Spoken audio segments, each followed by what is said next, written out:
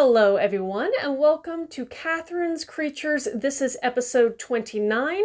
In this series, we get to talk about and discuss mythological beast, beings, and the like pulled from mythologies from around the world. And I always like to preface by saying that I'm not a linguist, so if I butcher a pronunciation, I do apologize in advance. I am not the best at this, and I know, and so don't base your pronunciation off mine. Just kind of ream and pull and gather up the kind of the meat of the story. Now, today we're going to be going to Greek mythology, and we're going to be discussing about the Gorgon. And the Gorgon, sometimes, though they can be described as pretty much its own monster category, is more often than not in reference to three particular sisters in Greek myth. So these sisters have divine parentage in most lore that can vary depending on like who was their parents, kind of vary depending on the myth and the era it was told. As the Greek myths evolved, their descriptions of the Gorgon sisters have also kind of changed over the years. Some of their earlier descriptions, they were very monstrous and almost bestial, with having protruding tongues, boar's tusks, scaly heads, bronze claws. Sometimes they were described with the serpents already on their hair, as hair. Other times they had wings. So the descriptions early on were very hybridized. And the latter ones is kind of what we think of nowadays when we think of the Gorgon sisters. They all, again, have those living venomous snakes as hair.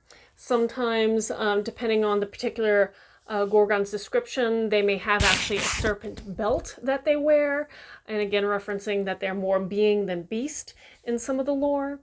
But yeah, they all definitely have these snakes, living snakes in their hair, and the look of them is so terrifying and repulsive that anybody who stares into their face is immediately turned to stone.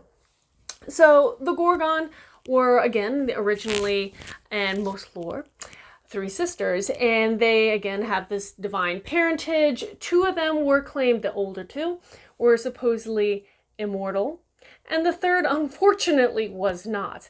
Now, their names and their ages are thus. Sitheno is the oldest of the three sisters. She was described as being the most independent, as well as the most vicious, and has slain the most people in her lifetime. The second sister, the middle sister, is Uriel. And Uriel has some of her own lore. She, again, just like her other sisters, have the serpent hair and have that fearsome features.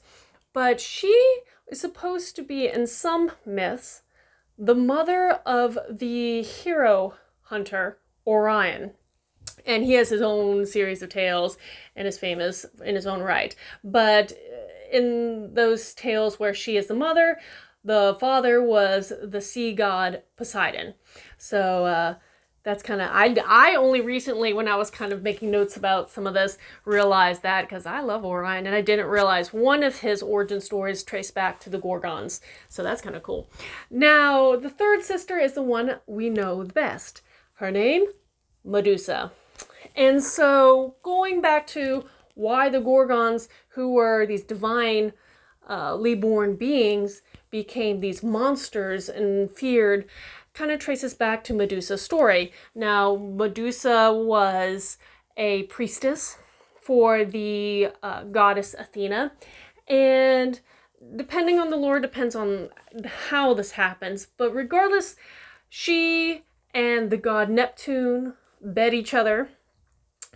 And the goddess Athena is furious because not only are priestesses supposed to remain virginal because she's a virginal goddess, this happened in her temple. So Athena, being a wrathful god, as many of the Greco-Roman gods are, transforms not just Medusa, but her two sisters into these monsters. So ugly, so fearsome that anybody who lays eyes upon them will be turned into stone.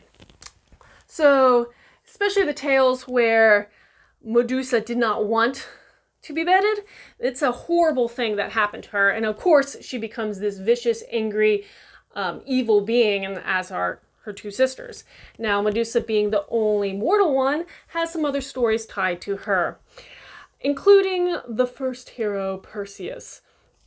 So Perseus was assigned to slay Medusa, and there's the famous tale of he going into Medusa's lair and uses the reflection on the back of his shield, because it's all burnished and polished, being a metal shield, that he was able to slay Medusa without ever looking into her eyes. And then taking away her head, which he uses then to help kill another monster, because just looking upon the face of Medusa turns anything to stone, including other monsters. Now, interestingly enough, poor Medusa was pregnant at this time by the god, by also Poseidon. So Poseidon gets around. All the gods get around at this point. So Poseidon and her bedded each other somehow while she's a monster. Can't figure that one out. But she was pregnant at the time of her demise. And so, pouring out along with the blood of her decapitated body, it's a little gruesome one this time, comes out Pegasus, the winged horse. So Pegasus is child of Medusa, and his brother is a god-human demigod, essentially. Chrysandor? I think I'm missing the pronouncing it. But like, he comes out as a young man burnishing a sword and ready to fight. So Pegasus, the winged horse, and this humanoid person swinging a sword as it comes out, and those are the two brothers. So Medusa is essentially her last children. So regardless of the fact of who's the Gorgon's parentage, what they look like, they're very fascinating sisters. And the two sisters, surviving sisters, did try to attack Perseus when he was running away with Medusa's head, but Perseus escapes with a cloak of invisibility given to him by Hades. So they never get their revenge. Unfortunate. But that's the story of the Gorgon sisters, and if you have any questions about this or any other lore, post them in the comments below or message me on social media. And until next time, Skull.